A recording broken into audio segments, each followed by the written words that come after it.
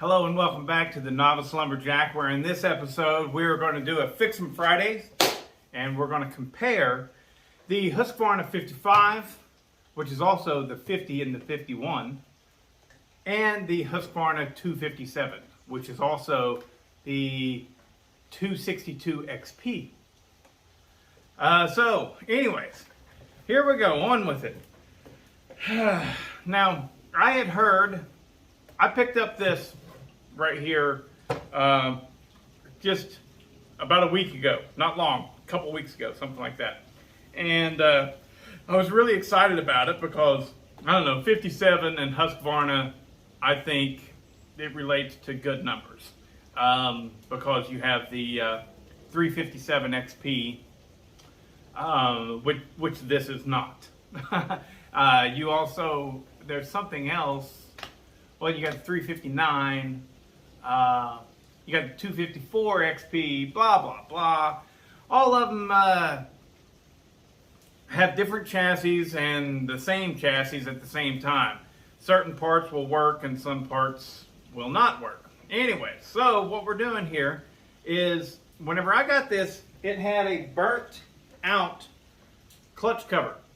Now, whatever happened, somebody left the clutch locked up and let it sit in there idling or whatever. I melted off all the magnesium. I don't know what happened, but that is what's left of the clutch cover.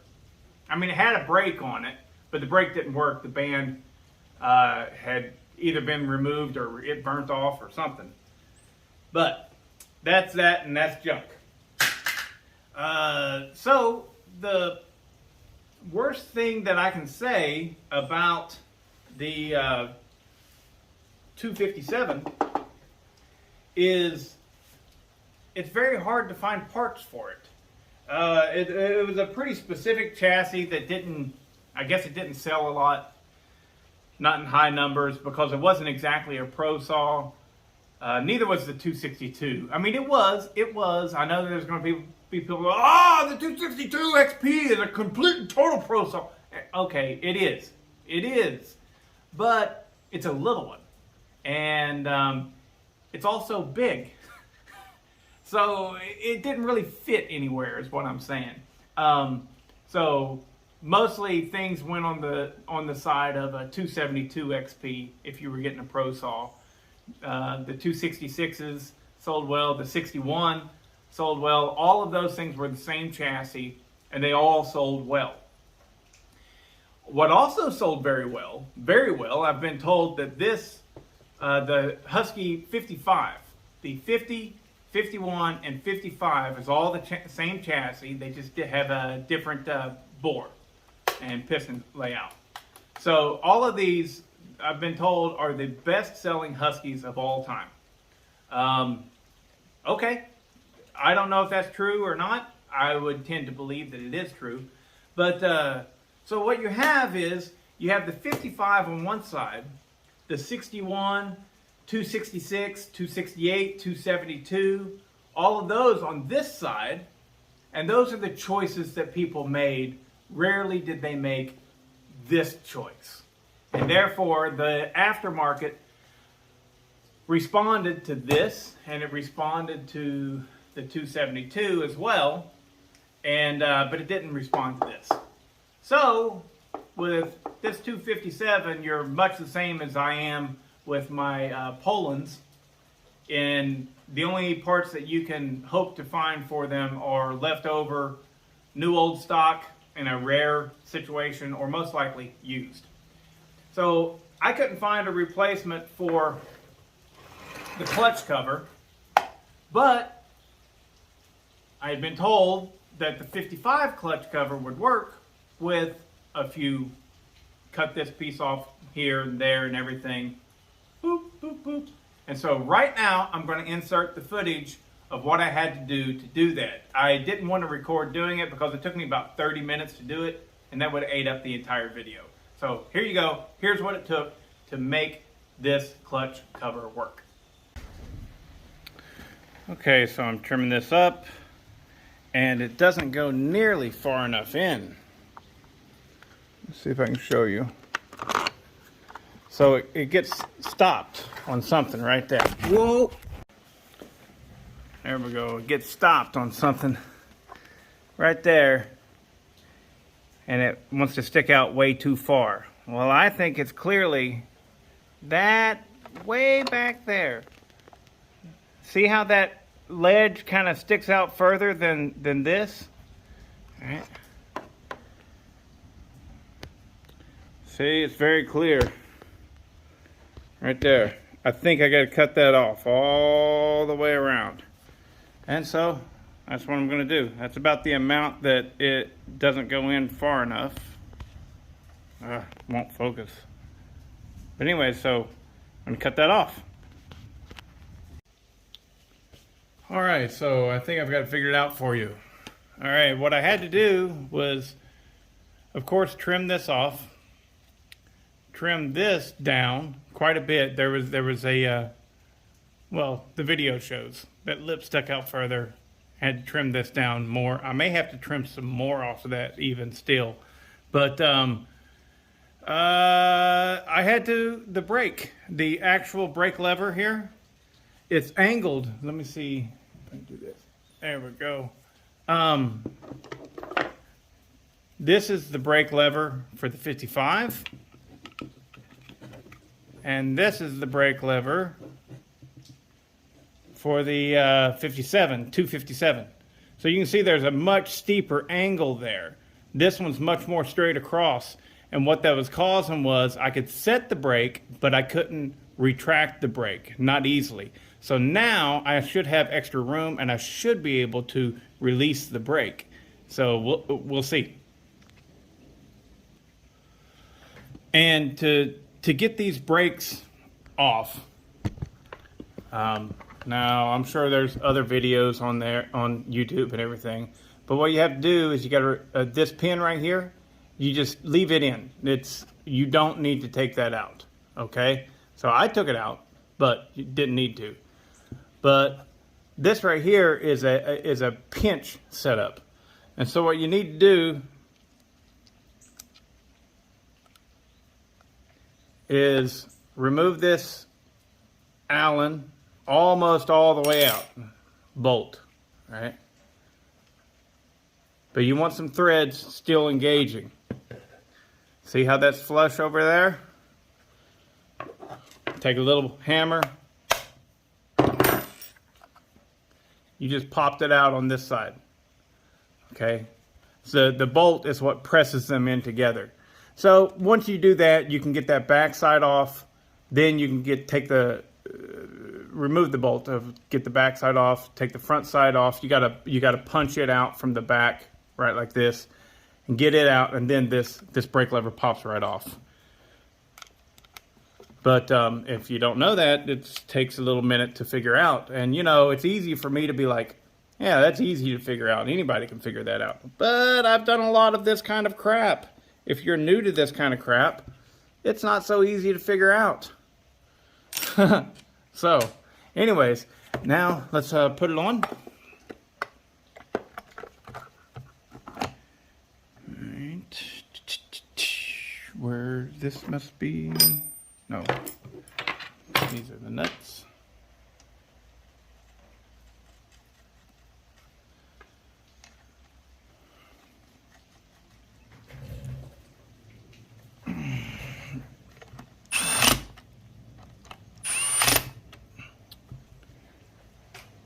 And there it is. Now let's see if we can, brakes locked. Brake is unlocked. I gotta make sure though. Yep, it is. I can turn that. I will say that this clutch band is slightly tight. I'll have to watch out for that. It might, it's not wanting to flop back. That's a minuscule problem. Anyways, I might want to watch out for that. I don't know. Maybe I have to do something in that regard. So now on with the rest of the video. Okay, you're back. So, as you can see, it is working. It's not a perfect fit, but I think that it's going to be just fine. And there you have it. Looks pretty good on there. Looks like it was meant to be there pretty much. And you have to look close before you realize, hey, what's going on? You know. So I did notice that I can find a recoil cover, made in China. You know, they still got them for the 262 XP. Should be the exact same thing as what this thing takes. So maybe I'll get one of those. Probably not though, because this saw, I mean, it seems fine. It really does. It seems fine. But I'm not super impressed with it. Not at all. I will say that it feels nearly identical to the 55. It is a small saw, which is nice.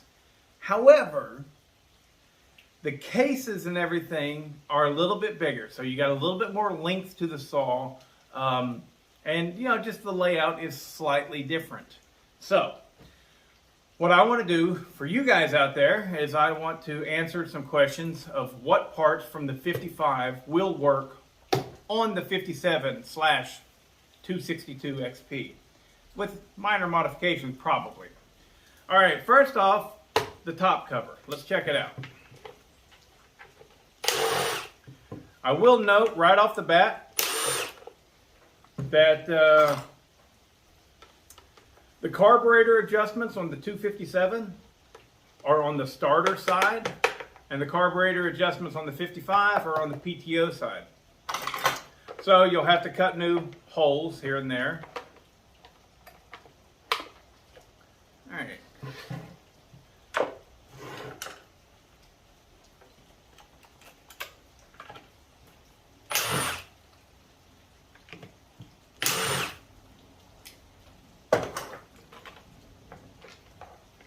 All right, 55 cover onto the 57. And it most certainly, absolutely does not fit.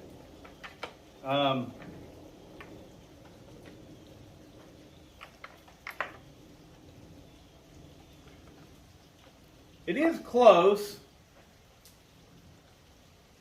A little bit of trimming here and there, and you might get something to work, but not really, because see, this bolt hole does not line up, and what it does do is it falls directly over the carburetor adjustments.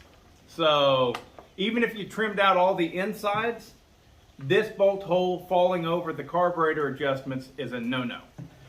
This one right here, you could probably do something to get that to work. Possibly you can do something to get that work.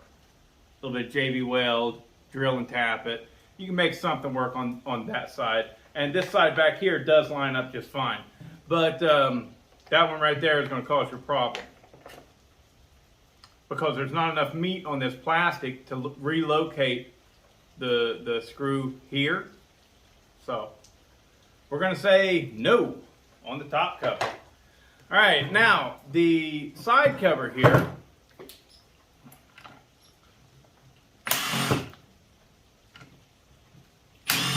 I can tell you right off the bat that the 55 absolutely will not go on this without modification, but it may not go on at all.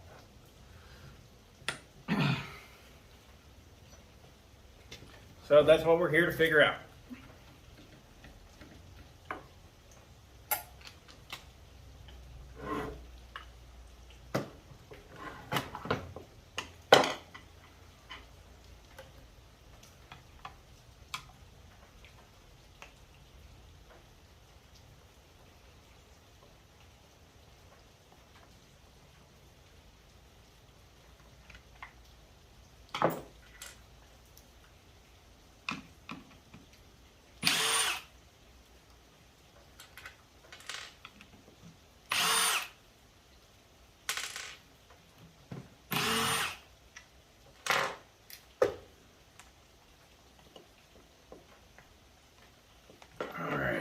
There we go. Now the 55 cover is not going to go on here without serious cutting. But if the bolt holes and stuff line up on the 257, and you've got two different style of paws,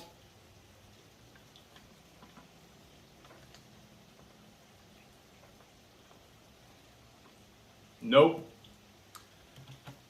Nope, nope, nope, nope, nope, nope, nope, nope, nope, that ain't happening. So, kind of screwed. I already checked some stuff with the 61 and stuff doesn't line up there either. At least not well. So, the number one problem with this chassis is that there ain't no parts for it. Now, there are other problems, and I'm going to get to those here shortly.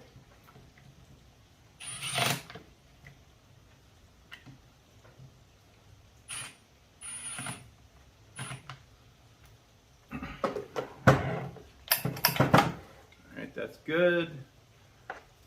Get this all back together. I don't like stuff laying about, as you can obviously tell with my workspace. It's clear. Clearly, I don't like stuff just laying about. This 55 is a really nice saw. I mean, I have had thoughts of heavily modifying it, like, you know, dyeing the plastics black and painting it black and being all like, oh yeah, this is a black saw. But it's so clean and so nice, so well cared for. I just can't do it. Can't do it. This is a shining example of a 55. And it has that really stellar cylinder. It's got the highway quad port. I need to actually get in there and actually modify this thing. The port job that I did on it, I am not ashamed to admit that it's nothing special. Although it was improved by my port work. It was. Just not much. What am I catching on? Must be the spark plug. But I don't want to just cram it down on there. That's how you mess stuff up.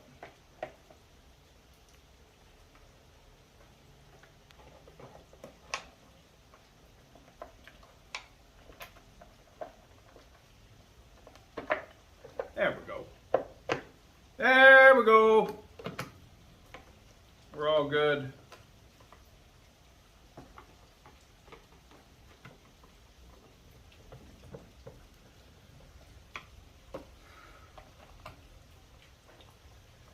All right. So, what have we established? We have established that you can make the clutch cover from a 55 and the brake work on a 257. It does require some cutting and trimming, all that jazz. But yeah, you can make it work. I just did, so. There you go. Now, on with the talky talk about a 257. Am I impressed with it? No. This thing runs good, fires up nicely. It's got something going on with the recoil starter. Whenever I got it, it had too much pull cord. It was hanging out like that, you know, it wouldn't suck all the way back in. And so I thought, well, it's got too much cord. But that's it. That's all the cord it's got. So I don't know why it won't suck it all back in. Probably just simply the recoil hasn't been turned enough and tightened enough. So whatever. but it works. You know, it's enough to start it, and so I'm not worried. The thing starts up really easy. It runs really well. So why don't I like it? It's also really light. I mean, it's a really lightweight saw. One of the things that I don't like is the clutch and oiler setup is like integrated. The clutch spinning is what turns the oiler, or at least it seems that way to me. It's got prongs like this that go into the case, which is probably going onto the oiler to turn the oiler. So that means the oiler doesn't turn unless the clutch is engaged, which that's fine. That's no problem there. So what's my problem with that? My problem with that is it leads to a situation to where the aftermarket's like, I'm not going to make that. They're more difficult to make, so the aftermarket doesn't even touch it usually. So there's that. Also, this thing is set up with a 3/8 chain. And that's fine and dandy. A 57cc saw should have no problem with that. It has a problem with that. I mean, it's fine. I just have been spoiled by some really good saws.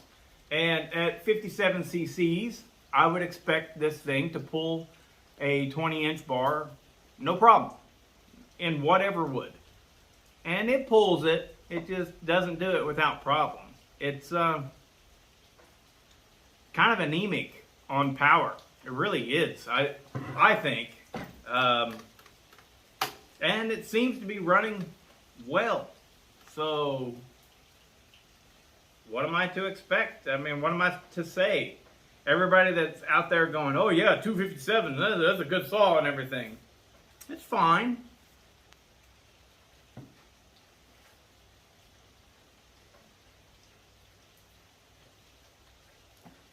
That's all. That's all it is. My 54cc Poland 330 will outpull it.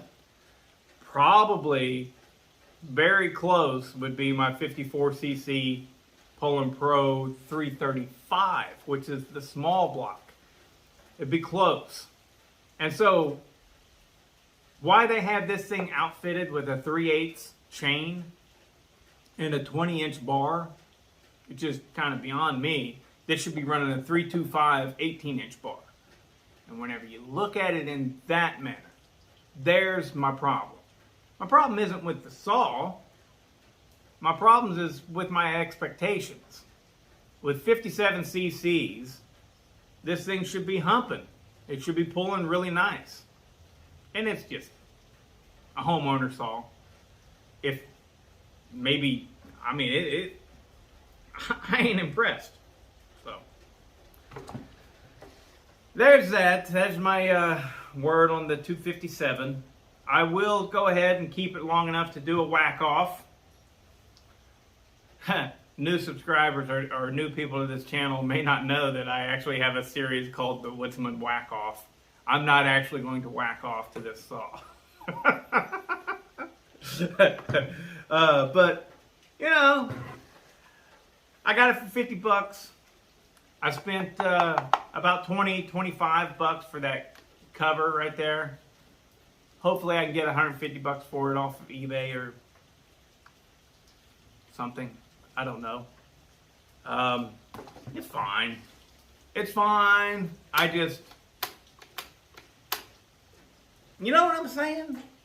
I ain't impressed with it at all. My Johnson Red, what was it? 2255, which is nothing more than a Husqvarna 455 Rancher. They're known not to be anything special. Well, at 56 cc's, 57 cc's, they match up really well, right? I bet you that 455 would outpull this any day. I mean, it's just, how else can I say it? I'm sorry. If you guys are out there and you have a 257 and you think that it's awesome, good. You know, I mean, I don't want to cut anybody down. But I was hoping for a lot more than this thing supplied. So, I know there's going to be a lot of people that's going to say, well, something's wrong. It ain't running right. Port that thing. It'll run good then. At some point, you got to go, I'm just not feeling it. You know? All right.